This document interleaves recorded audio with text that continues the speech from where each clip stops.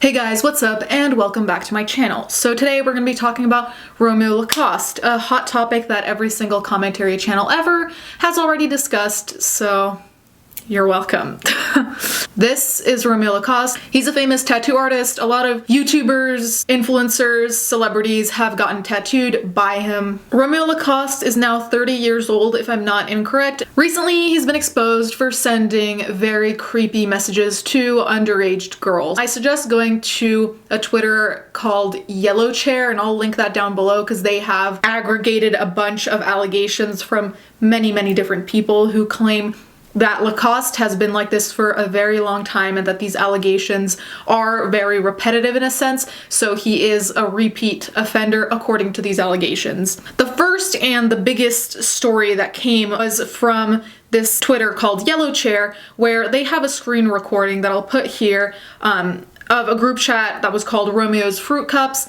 Romeo was seemingly more interested in two girls out of this group. The two girls started thinking his behavior was weird considering they were 15 and 14 and he was already past his mid-20s. One of the main things that Romeo is getting dragged for, apart from having these explicit conversations with these girls, is the disturbing nature of what he says in these conversations, which being a predator is bad enough, but I think he brings the predator thing a step further by saying things such as he likes his asshole licked and he wants to fill these girls' tummies with his sperm. Just makes me so much more concerned about the conversations he's had with people who haven't probably even exposed him yet. This is bad. We gotta definitely write a song about how we do not diddle kids.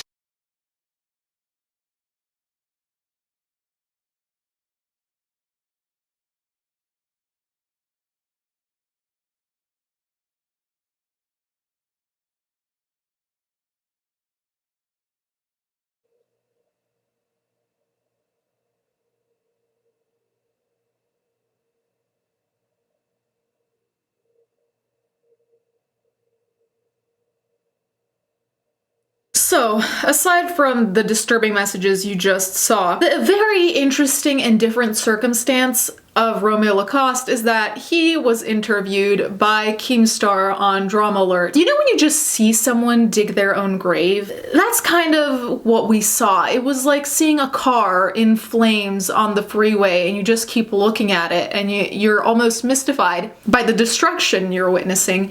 And that's essentially what happened in the Keemstar interview. Now, I'm not a celebrity by any means, but I think that if I ever were in a situation where I were in a scandal, I'd think very hard about what I would say in an interview in order to not fuck myself over any further and just think about, do I need to take responsibility for things? How do I want to go about that? Romeo Lacoste seemingly did not have this inner kind of monologue of, hey, what am I gonna say? What do I want to say? How do I want to say it? No. Disaster. The only thing I can think of is disaster. Now, this interview is 36 minutes, so I'm gonna have to cut some parts in and out. Obviously, I suggest you go see the interview yourself because it's surreal. Romeo, you have some serious allegations against you. Are you guilty of these things? I want to say that some are real and some are fabricated. So I think that the situation is out to make it look a lot worse than it really is. And I feel in today's social media and day and age with, you know, Photoshop and, you know, having multiple accounts and different kind of things, it's like really easy to sort of manipulate situations and make things look a lot worse than they really are. Well, were you sexting with 14 and 15-year-old girls? Well, here's the thing. So just to kind of get straight into that, and this will go first with my first comment, I was going to say, a lot of people have been asking me why I've deactivated my Twitter, and they're saying, dude, it makes you look guilty, blah, blah, blah, blah, blah. I don't think that people really understand, like, it's easy for someone to be on the other side of the keyboard and they want to be involved in something that they think is, you know, very gallant and they're doing like, you know, they're involved for something for the greater good by like calling someone out. But I just feel like when you don't know all the facts and people are kind of banding together and attacking someone. What facts are we missing? Well, first of all, I deleted my Twitter because of the immense amount of hate I was getting. This happened in 2016. This was like 3 years ago. I was in a completely different time of my life. I was new to like social media. I was new to like the fame. I was new to people giving me attention on social media and sort of like girls being flirty and throwing themselves at me.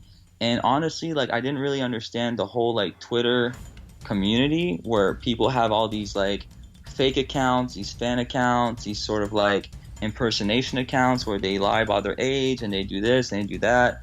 So, you know, I'm over here just minding my own business. You know, girls are throwing themselves at me. Girls, I feel like, you know, the thing that you don't see, and I'm sure that a lot of people, if you actually look online, a lot of people are confirming this.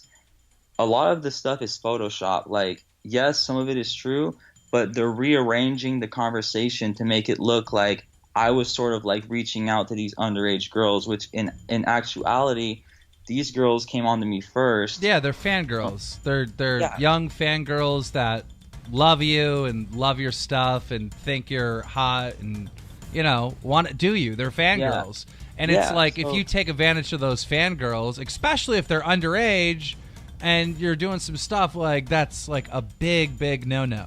No, you're absolutely right. But as I mentioned before, I had no clue that they were that young. Like when. So are you saying that there's some? I understand that there's parts of these DM conversations that have been taken away, but are you suggesting that there was stuff added? Because I don't really think that's the case. No, I'm not saying there were things added. Like everything we read on the Drumler before was correct. It just wasn't in order, is what you're saying, because some stuff has been taken out. I'm a human being, and you know, everyone's got like a sexual side, you know, like I'm not ashamed for some of the sexual things that I'm into and the things that I said in the videos, like I mean in the comments. Right.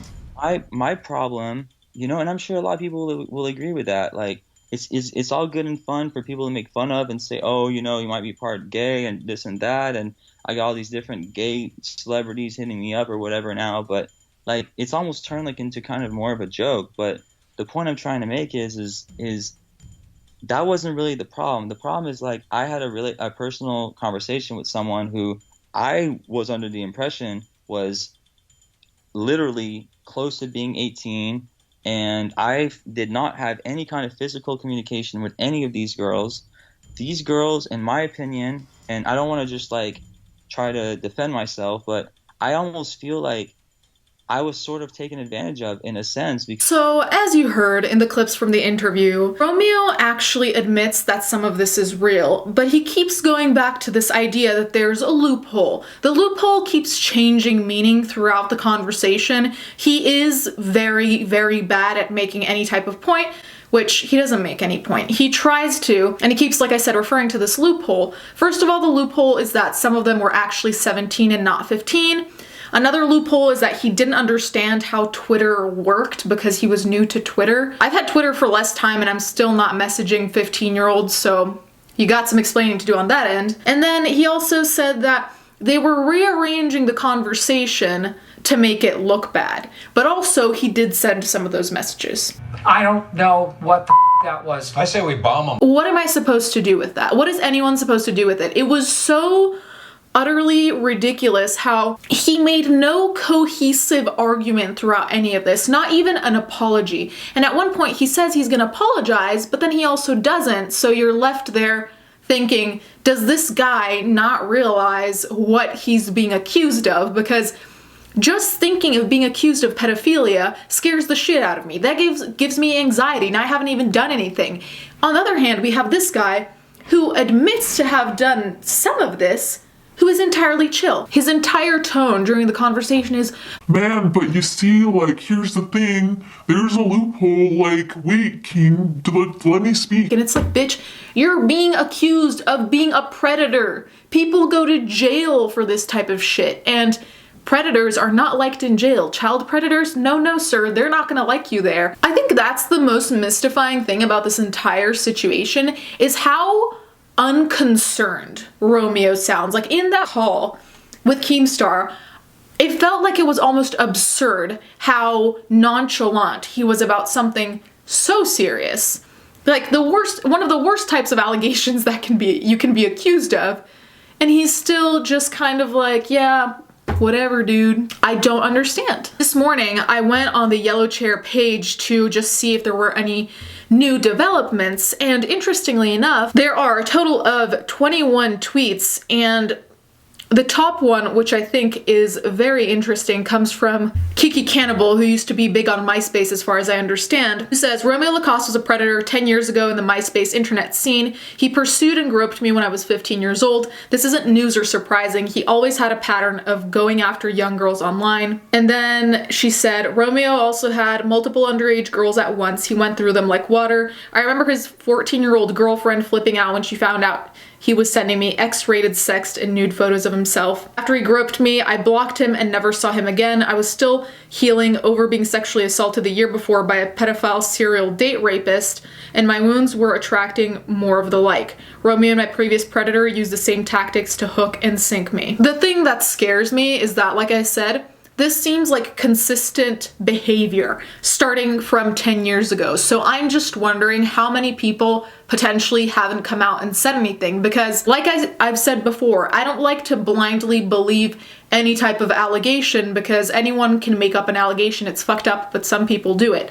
Here, however, the situation is very different because A, he admits that some of it was real, which in and of itself is bad because all of these people were underage, so having one be real opens the door to a lot of them probably are real, because again, he made no concrete argument to show that this wasn't real or that people were, you know, taking him out of context. The other thing to be noted is that in the interview with Keemstar, he says how he deactivated his Twitter. And the thing is, when he deactivates his Twitter, Keemstar was saying that certain people were trying to access messages from him, but since he deactivated, they can't access the messages, which you can understand for a predator is great because they can't access the messages that prove that you in fact were being a creepy fucking pedophile. I feel like that's another layer that makes him look really guilty, and Keemstar asked him if he was going to reactivate, and he said that he probably wasn't going to, which in and of itself also looks guilty. Why not reactivate it? You don't have to use it, but at least let people show what they need to show, and if there's nothing to show, then you shouldn't worry, right? Anyways, guys, let me know what you think down below. Thank you guys so much for watching. Thank you to my patrons as always, and let's get right into the fan art.